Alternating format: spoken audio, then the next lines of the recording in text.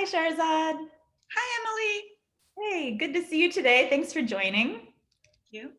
For those of you who are just joining in on our conversation, Sharzad and I were going to talk a little bit about crafting a strong vita for those of you who are applying to the PhD program here at NYU. I'm Emily Balchetis, if you don't know. I'm an associate professor in the social psychology group.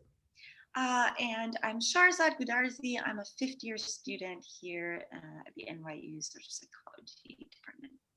So everybody knows that they're going to be submitting a vita, curriculum vita, CV, goes by lots of different names, but it's all the same thing. And a big chunk of that CV talks about your research experience.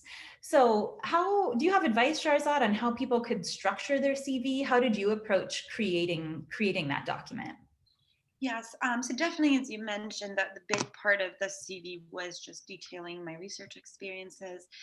The way I went about it is to make sure that I highlight the labs that were really in line with the questions that I would wanted to pursue in grad school and the faculty that I was applying to. So those were the ones that I tried to highlight. And then I was part of a lot of lab actually. I both as an undergrad, I also did an MA. So there was a lot of things to list over there. And my strategy was to focus on the ones that are directly related to my PhD career. And also, one advice is that it's important for the readers to know what kind of research that lab is doing.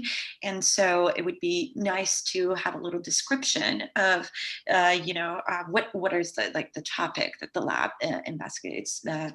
I think that's perhaps more important than just detailing what sort of RA responsibilities you had, but rather what was the overarching question in that lab. That's super helpful. So I think a word that you were coming back to is that you were trying to highlight some of your deepest or most relevant experiences. And I know that this is kind of a question that comes up a lot when people ask about how to craft a good vita.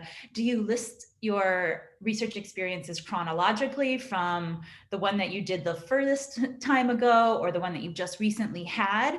And it sounds like actually you're advising maybe choosing a different strategy. So not even thinking about it chronologically. Of course, one could do that. That would be totally fine to do, and a lot of people do it, but you're offering maybe a third strategy?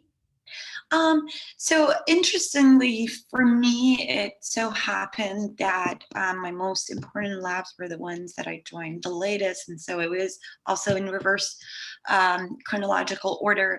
But the most important thing for me was that how important that lab was in developing my research skills and interests, and how highlighting that in my CV would build a narrative between different part of my components of my application. So if this is a lab where I learned a lot and I'm going to talk about it in my personal statement, and I also have a letter of recommendation from a faculty in that lab or a PI in that lab, then that for me, that would be the key sort of research experience that I wanted to highlight.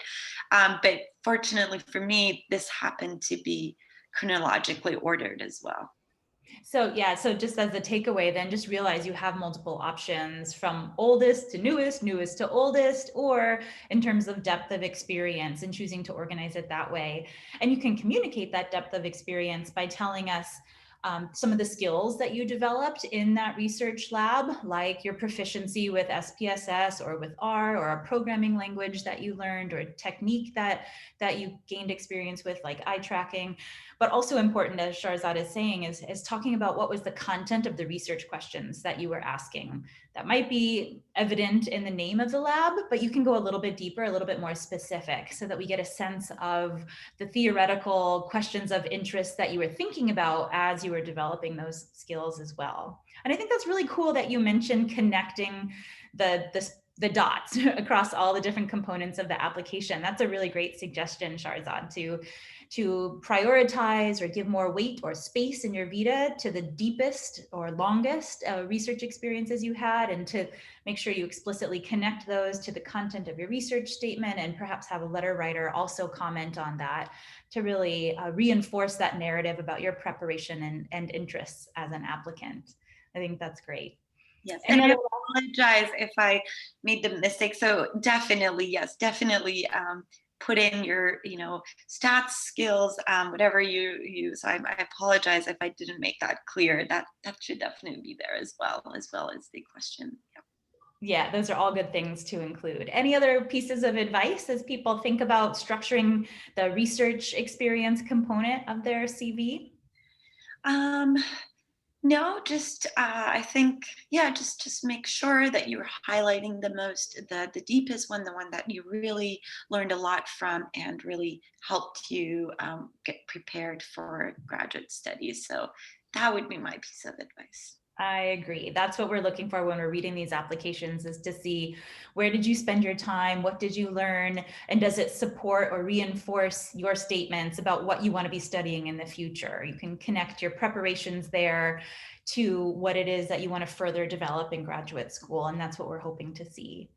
Hopefully this is of help for you, listeners who are joining in on our conversation. Thanks for your tidbits and advice, Shahrazad. I really appreciate it.